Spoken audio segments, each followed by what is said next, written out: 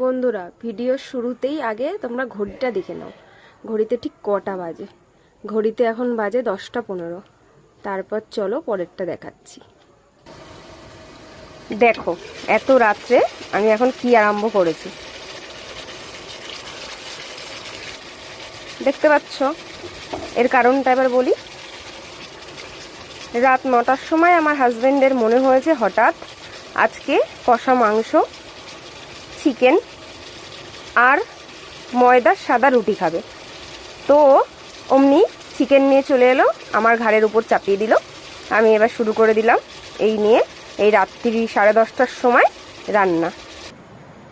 দেখো, এই যে ময়দা মেখে রেখে দিয়েছি, এইটা দিয়ে হবে নরম ময়দার সাদা রুটি, লুচি কিন্তু নয়, ঠিক আছে? তো খাবার আগে একবার দেখিয়ে দেবো। সবাইকে গুড নাইট, সুইট ড্রিমস।